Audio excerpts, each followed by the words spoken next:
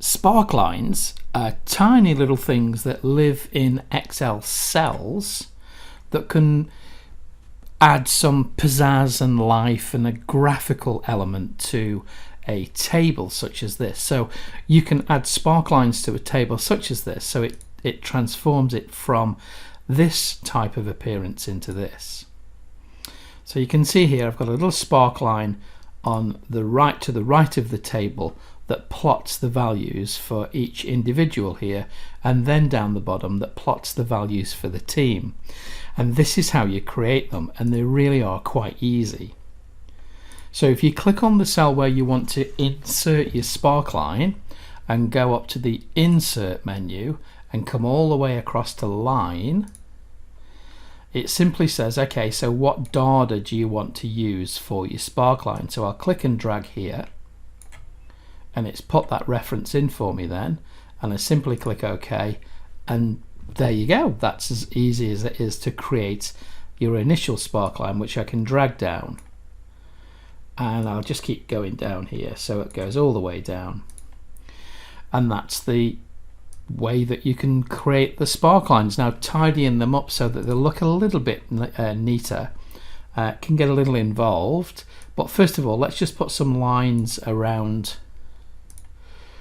the cells that they're contained within, and then on these lines here, these line sparklines, because there are different types, let's go back up to the sparkline menu, and I'm going to just pop the markers on those so you can see those there. It's actually picked up on the bottom one as well.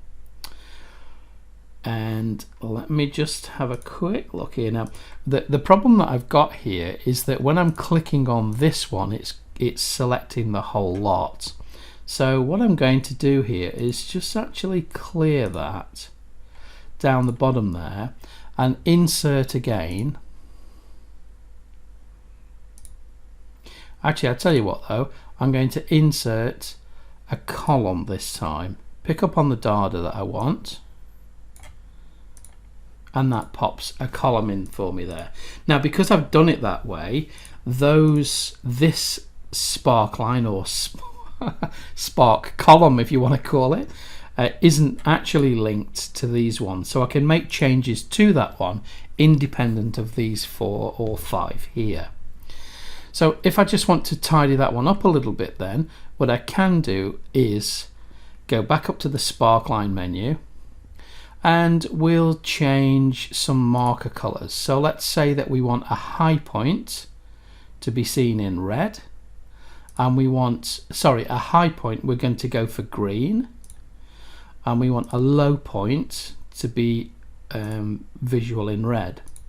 Now the problem you can see there is that the red column isn't really that visible, and that's a little strange because it's not that far off. 202 isn't actually that far away from 286, and the way I've found the way that I've worked around this problem is if you go back up to the sparkline menu and go to axis.